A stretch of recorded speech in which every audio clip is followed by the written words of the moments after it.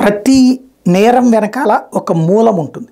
ఆ మూలాన్ని వదిలేసి ప్రచారపు యావలోకి పోతే ఏం జరుగుతుందో వివేకా కేసులో సిబిఐ రెండవ విడత విచారణ స్పష్టం చేస్తుంది. మోటివ్ అంటే ఒక హత్యకి కారణం ఏంటి, వివేకా కేసులో హత్యకి కారణం ఏంటి, పేపర్లు ఎత్తుకెళ్ళారు.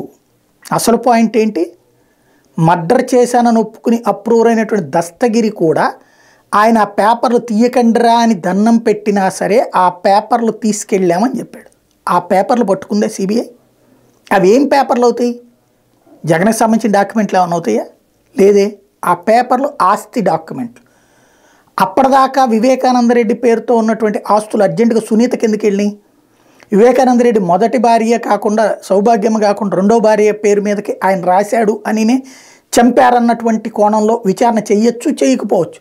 బట్ అసలు ఆ పేపర్లు ఏంటో పట్టుకుంటే కదా అసలు విషయం తెలిసేది. అసలు ఆ పేపర్లనే బయటికి రానిలా ఈరోజు వరకు పట్టుకోలేకపోయారు. అది పట్టుకునేటటువంటి సందర్భంలో ఆ సింగ్ అనేటువంటి ఆవిడిని ట్రాన్స్ఫర్ చేసాడు, రామ్ సింగ్ని తెచ్చి పెట్టడం. ఆ ఇంపాక్ట్ కేసు మొత్తం పక్కెళ్ళిపోయింది. రాజకీయ కోణంలోకి ఆ కేసును తీసుకొచ్చినటువంటి పాయింట్ అది. ఎవడైనా ప్రతిపక్షంలో ఉన్నవాడు కరెక్ట్గా ఎన్నికలప్పుడు మర్డర్ చేయించుతాడా జగన్మోహన్ రెడ్డి? దేనికి? వివేకానందరెడ్డి తనకు అడ్డొస్తాడని అంట.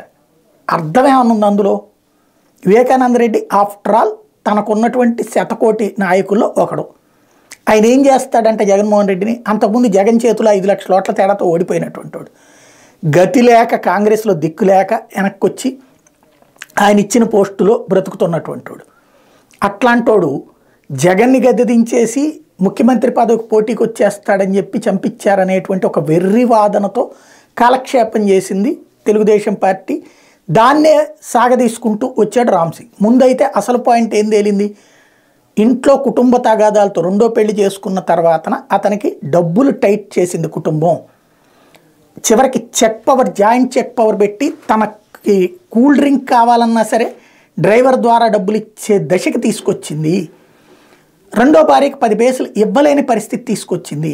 ఆ దశలో తన పేరున్నటువంటి 25% షేర్ని తను రెండో భార్యకి రాశాడు. ఆ రాయడానికి ఉన్నటువంటి దాన్ని ఆపే ప్రయత్నమే మర్డరు అన్నటువంటిది ఒక మోటివ్. రాజకీయ మోటివ్ అన్నటువంటిది వెర్రితనంగానే ఉంది తప్పించి అందులో ఏమాత్రం పాయింటే లేదు అక్కడ. కానీ ఆ కోణంలో తీసుకొచ్చినటువంటి నేపథ్యంలో చివరికి అదేంటి, ఇప్పుడు ఆ మర్డర్కి రీజన్ని డైవర్ట్ చేయాలి అంటే ఖచ్చితంగా వేరే వైపుకి తీసుకెళ్ళాలి, రాజకీయ కోణం దగ్గరికి. దానికి ఆ రోజున తెలుగుదేశం పార్టీ ఏదైతే చేసిందో ఇప్పుడు వాళ్ళ అమ్మాయి అల్లుడు కలిసి ఆ రూట్లో తీసుకెళ్లే ప్రయత్నం చేస్తున్నటువంటి వేళ కృష్ణారెడ్డి ఒరిజినల్గా అసలు లెటర్ అక్కడ ఆయన చేతుకి దగ్గర లెటర్ దొరికింది అన్నటువంటి పాయింట్ మొట్టమొదట దొరికింది అతనికి. ఆ విషయాన్ని చెప్తే పక్కన దాచిపెట్టమని చెప్పింది అల్లుడు కుమార్తె. అది దాచేసేసి అసలు విషయాన్ని డైవర్ట్ చేసేసి ఎవరికి తెలియనీయకుండా చేసింది వాళ్ళే. అది ఎందుకు అన్నటువంటిది ఈరోజు వరకు స్పష్టతనివ్వలేదు. ఆ తర్వాతన ఆ కృష్ణారెడ్డిని అవినాష్ రెడ్డి పేరు చెప్పు, లేకపోతే కనుక భాస్కర్ రెడ్డి పేరు చెప్పు అని చితక బాదినా కూడా అతను చెప్పలేదు.